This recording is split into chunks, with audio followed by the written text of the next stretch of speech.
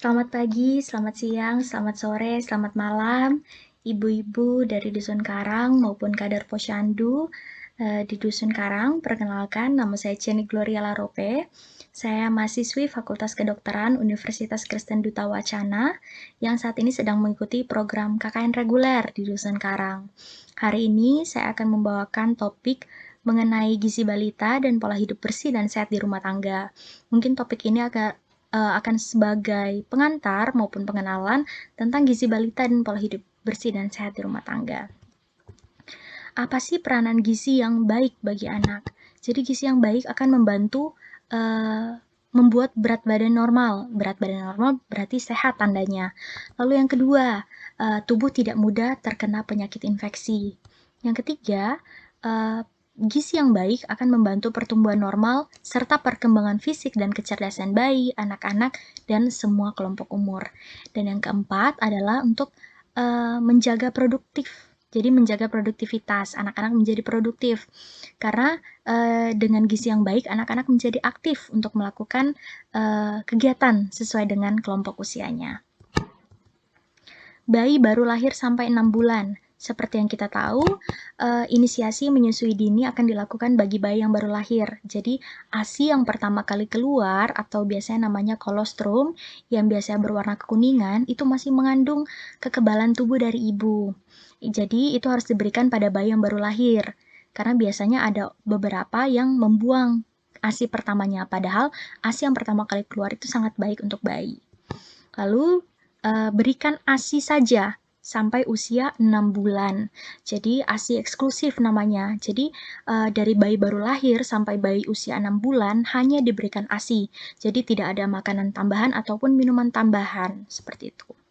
Manfaat pemberian ASI apa saja? ASI itu sehat bagi anak, praktis, dan tidak butuh biaya. Lalu yang kedua, ASI akan meningkatkan kekebalan tubuh secara alamiah. Yang ketiga, ASI mencegah pendarahan pada ibu pasca melahirkan. Lalu pemberian ASI juga menjalin kasih sayang antara ibu dan bayi. Lalu yang terakhir, ASI dapat mencegah kanker payudara. Gizi untuk bayi 6-12 bulan. Kalau tadi bayi baru lahir sampai usia 6 bulan hanya diberikan ASI, pada usia mulai 6-12 bulan, khususnya pada usia mulai 6 bulan, itu anak bisa dikenalkan dan diberikan makanan pendamping ASI atau MPASI mulai dari umur 6 bulan. Jadi makanan utamanya adalah makanan padat yang diberikan bertahap. Jadi tidak langsung makanan padat, tapi makanan yang dilumatkan dulu, makanan lembek, dan setelah 12 bulan ke atas dapat diberikan makanan keluarga. Jadi ASI ini tetap diberikan sampai anak berusia 2 tahun.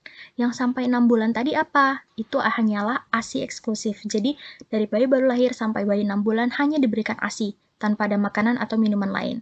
Mulai usia 6 bulan diberikan makanan pendamping ASI. Karena katanya pendamping, berarti ASI tetap wajib diberikan kepada anak. Usia 6-9 bulan. Jadi bentuk makanannya apa yang bisa diberikan? Yang pertama ASI. ASI masih wajib ya ibu-ibu ya. Yang kedua makanan lumat. Makanan lumat bubur atau makanan keluarga yang dilumatkan. Berapa kali sehari ibu-ibu? Jadi kalau untuk ASI-nya diberikan sesering mungkin. Untuk makanan lumatnya bisa 2-3 kali sehari dengan makanan selingan 1-2 kali sehari. Makanan selingannya itu bisa buah-buahan yang lunak ataupun biskuit bayi. Biasa ibu-ibu dapat di warung atau di supermarket ya Bu ya. Lalu berapa banyak setiap kali makan? Jadi 2-3 sendok makan setiap kali makan. Lalu ditingkatkan perlahan-lahan sampai porsinya setengah mangkuk. Tapi mangkuknya yang berukuran 250 ml. Lalu untuk usia 6-9 bulan, nah ini contohnya MPASI yang bisa dibuat di rumah, yang mudah dibuat di rumah ya ibu-ibu. Di sini ada bubur sumsum kacang hijau. Bahan-bahannya mudah didapat dan juga terjangkau. Tepung beras, kacang hijau, santan, dan juga daun bayam. Jadi yang pertama, kacang hijaunya dan daun bayamnya itu dicuci bersih, lalu direbus. Setelah direbus, disaring, Bisa dengan saringan, bisa di blender halus, lalu disisihkan. Lalu campur sedikit air dengan tepung beras sampai larut, tambahkan santan, lalu masak di atas api kecil sampai matang, lalu ditambahkan kacang hijau dan juga daun bayam tadi yang sudah dihaluskan di blender tadi, lalu diaduk rata. Bubur sumsum kacang hijau ini mengandung protein yang tinggi, karena ada proteinnya didapatkan dari kacang hijaunya. Lalu dari daun bayamnya dapat mineral, dapat vitamin dan mineral dari daun bayam, dan juga dapat karbohidrat, tetap dapat sumber tenaga dari tepung berasnya. Sedangkan ini ada untuk makanan selingannya, bisa dengan pisang lumat halus. Jadi pisang dicuci bersih, dikupas, lalu dikerok menggunakan sendok. Ini bisa menjadi opsi salah satu pilihan untuk makanan selingan untuk usia 6-9 bulan. Lalu untuk usia 9-12 bulan, bentuk makanannya tetap yang pertama ASI tetap wajib ya ibu-ibu. Lalu makanannya lembek atau dicincang, pokoknya yang mudah ditelan untuk anak. Lalu makanan selingannya itu kalau bisa yang bisa dipegang oleh anak, jadi bisa dimakan sendiri supaya bisa stimulasi tangannya, otot-otot motoriknya supaya bisa mulai belajar memegang. Berapa kali sehari, ASINya tetap diberikan sesering mungkin, makanan lembeknya 3-4 kali, jadi frekuensinya bertambah ya Bu ya. Lalu makanan selingannya bisa diberikan 1-2 kali sehari. Berapa banyak setiap kali makan? Jadi porsinya setengah mangkuk sampai 3/4 mangkuk 250 ml. Lalu untuk anak 12-24 bulan, ibu-ibu, di sini bisa mulai diberikan makanan keluarga. Jadi, tapi makanannya tetap diberikan kalau bisa dihaluskan, dicincang-cincang supaya mudah ditelan anak, bisa dilakukan. Lalu ASI juga tetap diberikannya ibu-ibu berapa kali sehari, makanan keluarganya 3-4 kali sehari, makanan selingannya 1-2 kali sehari dengan penambahan ASI. Dengan ASI yang terus diberikan ya Bu ya. Berapa banyak setiap kali makan? Kalau tadi usia 9-12 bulan tadi kan setengah sampai 3/4 mangkuk. Kalau ini 3/4 mangkuk sampai 1 mangkuk full ukuran 250 ml atau bisa ditakar sesuai yang biasa anak-anaknya makan. Lalu 1 potong kecil ikan, daging, ayam atau telur. Ikan, daging, ayam, telur ini merupakan contoh proteinnya, jadi bisa didapat dari ikan, daging, ayam, atau telur. 1 potong kecil tempe, tahu, atau kacang-kacangan, itu untuk protein nabatinya. Lalu 1/4 gelas sayur, 1 potong buah, lalu setengah gelas bubur, atau kue, atau buah yang lain. Apa saja sih, apa itu sih MPASI yang baik? Jadi MPASI yang baik yang pertama, padat energi, protein, dan gizi. Jadi zat gizi mikronya juga penting ya Ibu. Lalu yang kedua, tidak berbumbu tajam. MPASI yang baik itu tidak memakai garam, gula, penyedap rasa, pewarna maupun pengawet. Lalu makanannya mudah ditelan dan juga disukai anak. Lalu yang keempat, tersedia lokal dan harganya terjangkau, supaya tidak merepotkan ibu-ibu juga. Jadi ini kurang lebih rangkumannya ya ibu-ibu, untuk bayi baru lahir usia 0-6 bulan hanya diberikan ASI. Jadi ASI eksklusif. Usia 6-9 bulan, ASI ditambah makanan lumat. Usia 9-12, ASI dan juga makanan lembik. Lalu usia 12-24 tetap diberikan ASI dan juga mulai diperkenalkan dengan makanan keluarga. Untuk anak di atas 2 tahun, jadi makanannya orang dewasa, porsinya ditambah dari yang tadinya mangkuk kecil, bisa menjadi 1 piring. Dengan makanan selingan 2 kali sehari. Untuk ibu-ibu jangan terbiasa memberi makanan manis atau snack-snack yang manis sebelum waktu makan, karena bisa mengurangi nafsu makan dari anak itu sendiri. Lalu biasakan makan 3 kali sehari untuk anaknya, sarapan, makan siang, dan juga makan malam. Lalu kalau ibu-ibu beri anak susu, tidak perlu ditambah gula lagi, karena nanti anak-anak maunya makanan yang manis terus, sehingga nafsu makannya jadi maunya yang manis saja terus. Lalu yang selanjutnya, banyak konsumsi makanan kayak protein. Protein itu dari ikan, dari telur, dari daging, susu, tempe, tahu, dan lain-lain. Lalu minum air putih sesuai kebutuhan. Jadi biasakan anak dari kecil cairan utamanya yang masuk adalah air putih, bukan dari minuman manis, minuman bersoda, karena itu gulanya tinggi. Lalu, biasakan bermain bersama, lakukan aktivitas fisik setiap hari. Libatkan anak untuk ikut aktivitas fisik setiap hari. Apa saja tanda anak yang sehat, ibu-ibu? Yang pertama, berat badan naik sesuai dengan garis pertumbuhan mengikuti pita hijau. Pasti berat badan naik sesuai garis pertumbuhan mengikuti pita hijau di kartu menuju sehat. Pasti ibu-ibu sudah pernah dapat di posyandu ya. Lalu yang selanjutnya, anak bertambah tinggi. Jadi seiring dengan pertambahan berat badan, tinggi anak juga harus bertambah. Lalu kemampuan anak bertambah sesuai umur. Dan yang terakhir, anak jarang sakit karena gizi yang baik akan membantu tubuh untuk kekebalan tubuh. Lalu pantau pertumbuhan dan perkembangan dengan cara yang pertama, timbang berat badan anak tiap bulan di posyandu atau di pos PAUD, minta kader untuk mencatat di kartu menuju sehat tadi di KMS. Lalu ajak anak bermain dan berbicara supaya ibu-ibu sebagai orang tua bisa tahu sampai mana perkembangan anak ini. Lalu bawa ke tenaga kesehatan, fasilitas kesehatan atau pos PAUD untuk pelayanan, stimulasi, deteksi, dan intervensi dini tumbuh kembang. Jadi SDID TK ini untuk anak 3 bulan sampai 2 tahun harus dicek 3 bulan sekali untuk pelayanan SDID TK-nya. Supaya apa? Gunanya buat apa? Untuk melihat status gizi anak. Yang kedua, untuk melihat apakah tinggi anak ini sudah sama, sudah normalkah dengan teman-teman sebayanya. Dan juga untuk melihat perkembangan sesuai umur. Berkaitan dengan gizi, apa itu sih tumpeng gizi seimbang? Nah, seperti yang ibu-ibu lihat di sini ada piramida, bentuknya segitiga. Dari yang paling bawah kan berarti yang paling banyak ibu-ibu, tempatnya paling luas sampai paling atas mengerucut paling kecil. Jadi yang di bawah ini adalah karbohidrat. Sumber karbohidrat ini bisa berasal dari kentang, ubi-ubian, nasi, mie, jagung, roti. Jadi karbohidrat ini fungsinya sebagai sumber tenaga.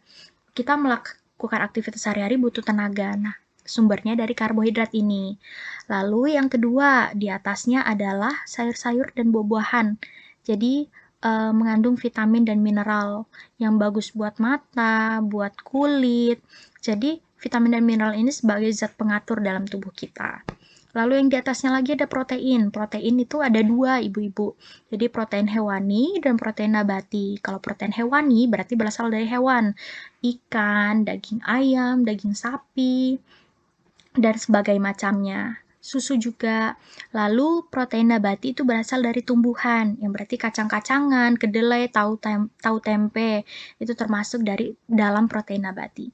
Dan yang paling terakhir, berarti yang paling kecil ya, ibu-ibu, penggunaan gula, garam, dan minyak. Itu harus dibatasi. Jadi inilah porsi tumpeng gizi seimbang.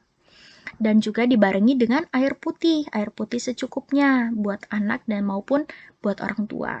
Dan dibarengi dengan aktivitas fisik.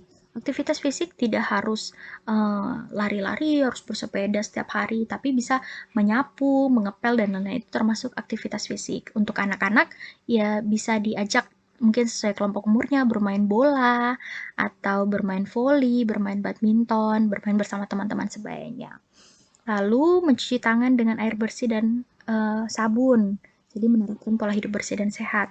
Dan selanjutnya selalu memantau berat badan apakah sesuai dengan indeks massa tubuh kita. Apakah kita obesitas atau malah berat badannya kurang atau sehat. Itu harus selalu dicek. Lalu kita masuk ke pola hidup bersih dan sehat. Jadi pola hidup bersih dan sehat itu adalah semua perilaku kesehatan yang dilakukan atas kesadaran, sehingga anggota keluarga atau keluarga dapat menolong dirinya sendiri di bidang kesehatan dan bisa berperan aktif di kesehatan di masyarakat. Jadi ada 10 poin PHBS ini sendiri. Kita lihat di slide selanjutnya. Jadi yang pertama, persalinan ditolong oleh tenaga kesehatan. Jadi tenaga kesehatan di sini adalah bidan atau dokter. Yang kedua, memberi bayi ASI eksklusif, seperti yang tadi sudah disampaikan ya ibu-ibu. Jadi bayi baru lahir sampai 6 bulan diberikan ASI eksklusif atau ASI saja. Yang ketiga, menimbang balita setiap bulan. Tujuannya apa ibu-ibu? Untuk memantau pertumbuhan dan perkembangan balita. Lalu yang keempat, menggunakan air bersih. Kita tahu air sangat dibutuhkan ya di kehidupan sehari-hari. Jadi air bersih sangat penting untuk digunakan untuk minum, memasak, mandi, berkumur, bersihkan lantai, untuk mencuci piring, cuci wajan, untuk mencuci pakaian. Supaya apa? Penggunaan air bersih supaya terhindar dari kuman-kuman penyebab penyakit. Jadi air bersih ini bisa didapatkan dari mata air sumur, air ledeng, ataupun air kemasan. Lalu yang kelima, mencuci tangan menggunakan air dan sabun. Ini penting ya ibu-ibu, juga untuk menjaga diri kita dari kuman-kuman penyebab penyakit. Apalagi di masa pandemi seperti ini ya ibu-ibu, masa COVID kayak gini, mencuci tangan dengan sabun itu penting. Kapan harus mencuci tangan? Setelah buang air besar, sebelum makan dan menyuapi anak, sebelum menyusui bayi, setelah menceboki bayi dan anak. Lalu saat tangan kotor mungkin dari pasar atau dari luar, atau habis dari bekerja, habis nanam-nanam bunga, atau setelah memegang uang itu bisa mencuci tangan. Selanjutnya adalah menggunakan jamban yang sehat. Menggunakan jamban yang sehat di sini berarti tidak buang air besar maupun buang air kecil sembarangan di sungai maupun di ladang, di tanah sembarangan. Jadi menggunakan jamban yang sehat. Lalu yang ketujuh, memberantas jentik nyamuk di rumah sekali seminggu. Jadi di bak mandi, WC, vas bunga, talang air, alas pot buat ibu-ibu yang suka menanam ya, yang hobi menanam, itu perlu diperhatikan apakah ada genangan air. Bisa dilakukan dengan 3M, yaitu menguras, menutup, dan juga mengubur. Lalu makan buah dan sayur setiap hari. Bagaimana pentingnya gizi itu ya bagi kesehatan kita. Lalu yang ke-9 adalah melakukan aktivitas fisik setiap hari. Aktivitas fisik setiap hari dilakukan minimal 30 menit. Bisa dengan jalan kaki, berkebun, kerja di ladang, mencuci pakaian, menyapu, mengepel, ataupun bisa dilakukan dengan olahraga, lari, bersepeda, bola, atau voli. Lalu yang terakhir adalah tidak merokok dalam rumah. Mungkin dari saya itu saja. Terima kasih ibu-ibu maupun kader Posyandu yang berkenan mendengarkan sosialisasi singkat saya pada hari ini. Mungkin kalau misalkan ada pertanyaan bisa melalui kolom komentar atau via WhatsApp melalui Pak Jemidi bisa sekali disampaikan. Untuk itu saya berterima kasih sekali untuk kesempatan dan waktunya. Apabila ada pertanyaan, saya sebisa mungkin sebagai mahasiswi kedokteran, saya sebisa mungkin menjawab pertanyaan yang diberikan oleh ibu-ibu. Dan juga saya mengucapkan terima kasih, mohon maaf juga kalau misalkan ada salah kata selama penyampaian sosialisasi ini.